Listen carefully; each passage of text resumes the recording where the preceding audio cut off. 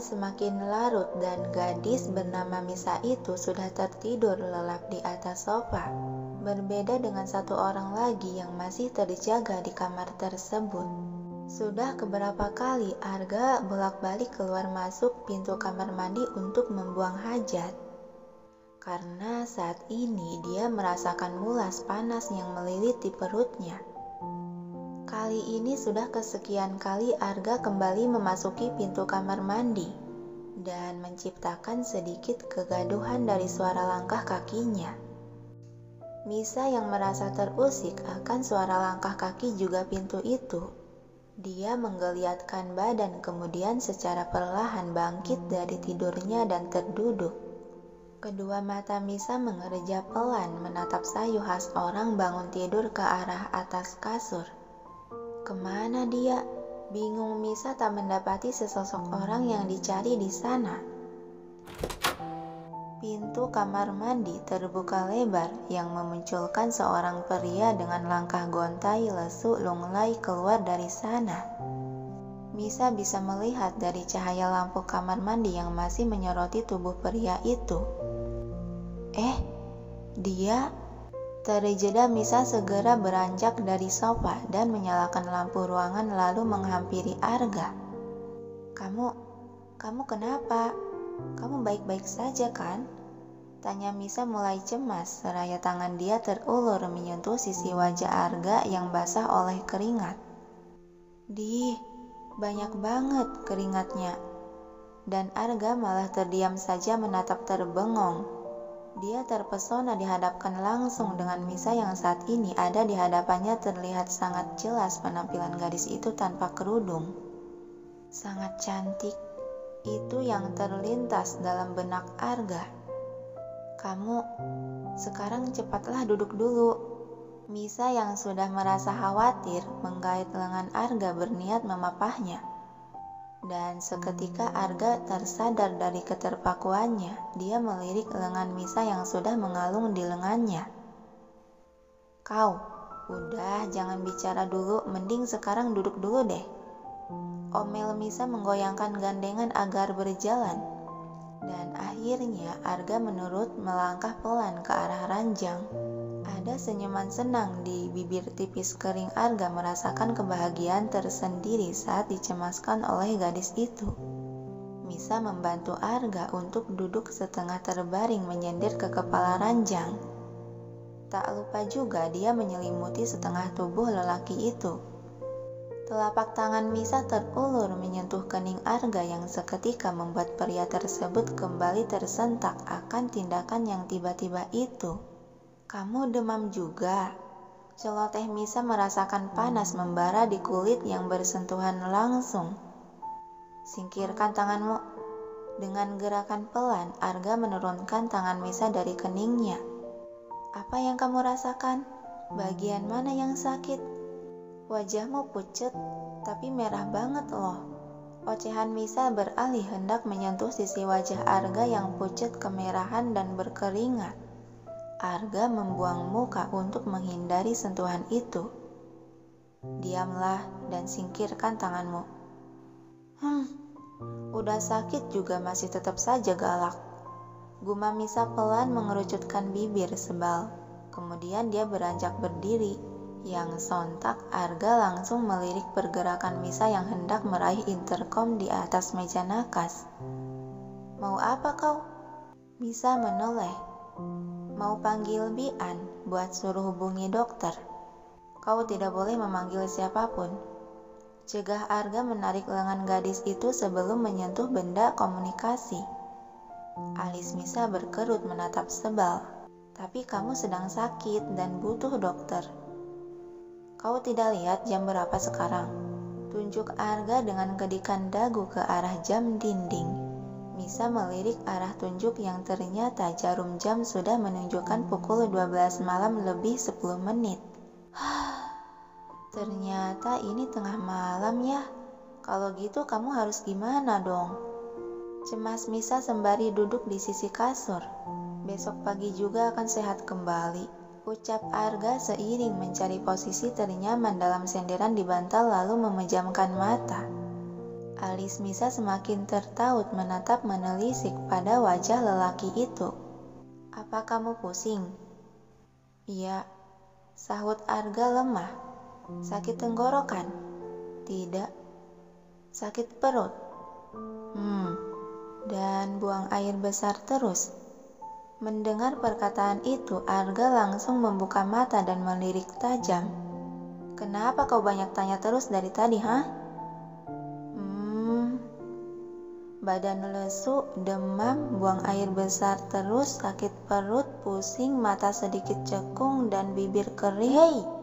sentak Arga memotong ocehan Misa. "Ah, jadi kamu terserang diare toh?" ucap Misa yang mengabaikan perkataan Arga. "Berhenti bicara omong kosong, kembalilah tidur sana," usir Arga seraya memejamkan mata. "Tidak bisa. Kamu harus segera mendapatkan perawatan. Kalau sudah terkena dehidrasi bisa bahaya tahu." "Terserah kau saja," pasrah Arga sembari memijat pelipis yang terasa berdenyut pusing.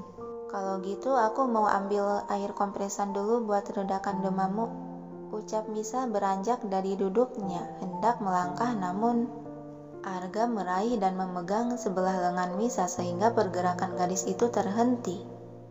Misa menoleh menatap tanya. "Kenapa? Mau kemana kau?" "Mau ke bawah. Pakai kerudungmu." Misa sedikit membalikkan badan menghadap. Ini kan tengah malam, jadi gak mungkin akan ada orang yang berkeliaran. Tatapan Arga menajam tak suka dibantah. "Pakai kerudungmu." Ditatap begitu membuat nyali Misa menciut. Iya, aku akan pakai kerudung." Dia melepaskan pegangan Arga di lengan, lalu melangkah menuju sofa untuk mengambil kerudung yang tersampir di lengan sofa. Meski sedang sakit, tapi tatapan menyeramkannya tidak pernah luntur. Gumam Misa pelan sambil memakai kerudung ke kepala. "Aku ke bawah dulu," kata Misa berjalan menuju pintu keluar kamar. Arga hanya bergumam pelan menyahuti. Pintu kamar itu tertutup meninggalkan Arga seorang diri. Arga menyingkap selimut dan menekan salah satu tombol di intercom yang berada di atas meja nakas. "Bian." "Iya, Tuan." Suara wanita dari seberang menyapa. "Istriku sedang di dapur. Jangan biarkan penjaga yang sedang berpatroli bertemu dengan dia, atau bahkan siapapun saja. Dan kau hanya perlu memantaunya." "Baik, Tuan." Setelah mendapat jawaban, Arga kembali merebahkan tubuh ke atas kasur. Dia menghembuskan napas panjang memejamkan mata. "Sepertinya aku sudah dibuat gila oleh wanita itu." Gumam pelan Arga diakhiri helaan napas pelan. Sementara di lantai dasar, di dapur, tangan Misa terus bergerak membuka setiap tutup lemari apa saja yang ada di dapur itu untuk mengambil barang juga bahan yang dia butuhkan. "Sebaiknya aku buatkan sup juga deh." Gumam Misa mulai mengolah bahan makanan untuk membuat sup ayam. Di saat menunggu sup matang, Misa mencari benda kotak berisi obat-obatan yang dia temukan di salah satu lemari. Misa tidak mengambil obat apapun dari kotak obat itu karena dia takut salah memberikan obat. Yang dia ambil hanya termometer untuk mengukur suhu tubuh. Di saat kesibukan gadis itu, dari kejauhan di balik tembok yang tidak jauh dari sekat pilar dapur, ada sepasang mata seorang wanita yang terus mengawasi gerak-gerik Misa. Sepertinya Tuan sedang kurang enak badan melihat Nona membuka kotak obat. "Kenapa Tuan tidak memanggil dokter? Dan setahu saya Tuan orangnya tidak mudah sakit atau bahkan tidak sama sekali." "Apa gara-gara makan sup terlalu banyak?" gumam Bian pelan. "Sedang lihat apa?" Suara pria tiba-tiba datang mengagetkan. "Hah?" Bian terlonjak dan menoleh ke arah suara. "Tuan Muda Egi?" Dia melirik penampilan Egi dari atas sampai bawah yang sepertinya baru keluar rumah. "Apa Tuan Muda baru pulang dari kafe?" tanya Bian. Egi memasukkan tangan ke dalam saku menatap dingin. "Sedang apa Bibi di sini?" "Ah, Tuan muda, shh. Bian menempelkan telunjuk ke bibir sebagai isyarat agar diam, sembari melirikkan mata ke arah dapur. Egi mengikuti arah tunjuk itu. Bisa? Celetuknya mengernyitkan alis heran. Sedang apa dia di dapur malam-malam begini? Saya pun tidak tahu, saya hanya ditugaskan untuk mengawasi Nona saja. Jadi, Tuan Muda Egi, silakan kembalilah ke kamar. Jika ada yang Anda butuhkan, saya akan mengantarkannya, kata Bian setengah berbisik. Merasa tersinggung akan perkataan itu, alis Egi mengernyit tajam. Bian mengusirku. Oh, tidak Tuan Muda, bukan begitu maksud saya. Saya hanya ingin menemani Nona saja. Helaan napas pelan keluar dari mulut Egi menatap dingin. Biar aku gantikan. Egi hendak melangkah untuk mendekati Misa, namun dengan cepat Bian menarik lengan Egi. Jangan ke sana Tuan Muda. Egi menatap tajam, lalu mengibaskan lengannya agar terlepas pegangan itu. Maaf Tuan Muda, tapi ini perintah dari Tuan Arga agar jangan ada yang mendekati Nona dan hanya perlu mengawasinya saja. Alis Egi sedikit terangkat sebelah. Apakah Kak yang memerintahkan dia untuk turun ke dapur? Yang dibalas manggutan tipis dari Bian. Dugaan saya, setelah melihat apa yang sedang Nona lakukan, sepertinya Tuan Arga sedang tidak enak badan. Kenapa nggak panggil dokter? Saya tidak tahu, tapi sepertinya Tuan ingin dirawat oleh Nona. Mendengar itu, tangan Egi mengepal geram seiring kedua mata hazelnya dia arahkan menatap gadis yang sedang sibuk di dapur. Dia membuat Misa harus turun ke dapur di tengah malam begini. Batin Egi kesal.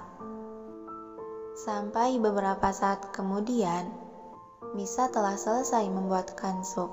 Dia meletakkan semua yang dibutuhkan ke atas nampan berukuran besar.